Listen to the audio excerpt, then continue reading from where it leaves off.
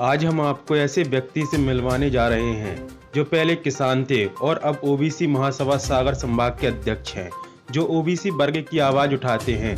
आइए हम मिलवाते हैं गया प्रसाद पटेल जी से। डिजिटल इंडिया न्यूज़ चैनल से आज बात करने के लिए सागर संभाग के ओबीसी महासभा के अध्यक्ष गया प्रसाद पटेल जी हैं। उनसे हम बात करते हैं कि आखिर ओबीसी महासभा के उद्देश्य क्या हैं और सागर संभाग या पूरे देश में ओबीसी महासभा का क्या महत्व है। गया प्रसाद जी, सबसे पहले तो हमारे डिजिटल इंडिया न्यूज़ चैनल में आपका बहुत बहुत स्वागत है। मैं आपके चैनल से बहुत बहुत धन्यवाद देना चाहता हूँ पहली बात तो, और आपकी जो चैनल में बात डालेंगे आप या चलाएंगे, मैं बहुत बहुत आपका आभारी हूँ। सबसे पहले तो हम आपसे एक प्रश्न ये पूछना चाहेंगे गया प्रसाद जी, चूँकि आप सागर संभाग से अध्यक्ष भी हैं ओबीसी महासभा के, तो ओबीसी महासभा का उद्देश्य क्या है और ओबीसी महासभा पार्टी किन विचारों पर काम कर रही है? हमारी ओबीसी महासभा केवल जो है जाति जनगणना को लेकर के और जाति आधार पर गणना हो जाना चाहिए, और जो हमारी बैकवर्ड है, जो जितना पिछड़ा वर्ग है, उसको जो है आर्थिक स्थिति को मजबूत करने के लिए हम लोग मांग उठा रहे हैं। जी जी। ओबीसी महासभा का उद्देश्य आकर है क्या? किस अपनी जो ओबीसी महासभा की बात है वो किन लोगों तक पहुंचाना चाहती है ओबीसी महासभा? देखिए, अब आपने बहुत अच्छा प्रश्न किया है और ये मुझे याद भी आ गया है कि ओबीसी महासभा केवल ओबीसी महासभा के ओबीसी के लिए नहीं है, ये ओबीसी SC ST को लेकर के चल रही है, और जो देश में उसके साथ अन्याय होता है इन वर्गों के साथ, उसी की आवाज़ उठाने के लिए तैयार है और उसी की आवाज़ उठा रही है।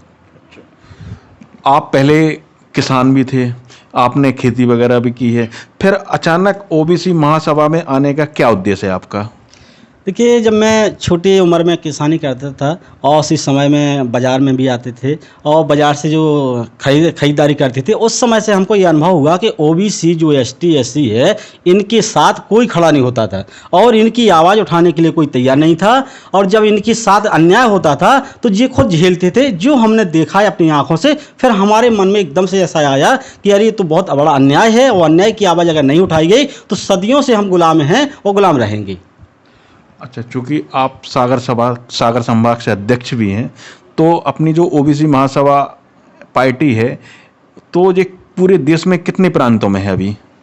हमारी 20 प्रांतों में पहुंच चुकी है, और रही बात जो है 9-10 प्रांत की, तो 2-3 महीने में पूरे में पहुंच जाएगी, पूरे भारत में ओबीसी पहुंच जाएगी। अच्छा, अभी एक चीज़ देखी गई है कि ओबीसी महासभा ST SC के लोगों को लेकर भी साथ चल रही है, तो क्या उद्देश्य है दोनों को एक साथ चलने का?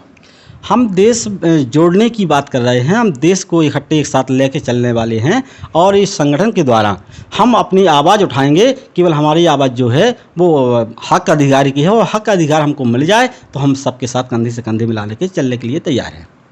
अच्छा, ओबीसी महासभा का मेन उद्देश्य क्या, जो ओबीसी के जो लोग हैं उन पर जो अत्याचार होते हैं, या फिर जो महिलाएं हैं ओबीसी की, उन पर भी बहुत देखा गया है कि काफ़ी अत्याचार हो रहे हैं, इस पर ओबीसी महासभा क्या काम कर रही है?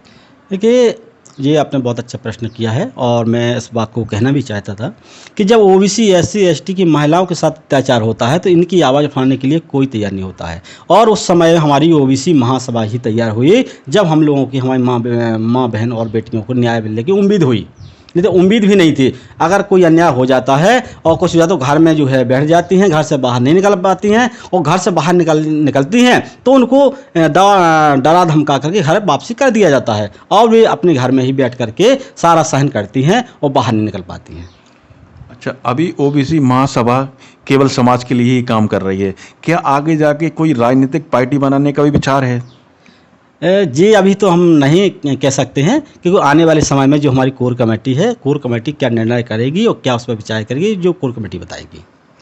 अभी एक मामला आया है ओबीसी महासभा के द्वारा, बहुत तेज़ आवाज़ उठाई जा रही है, बंडा में जो बेटी के साथ गलत हुआ है उसको न्याय दिलाने के लिए, तो ओबीसी महासभा कहाँ तक जाएगी उस वाले मामले को लेकर? अब रही बात न्याय की, तो ओबीसी महासभा जो है तैयार है। अगर अन्याय उनके साथ हुआ है और किसी ने किया है, तो हम लोगों की यही मांग है कि फांसी की सज़ा दी जाए और उनके मकान को ध्वस्त किया जाए, ताकि आने वाले समय में ओबीसी SC ST की महिलाओं के साथ ऐसा अन्याय ना हो।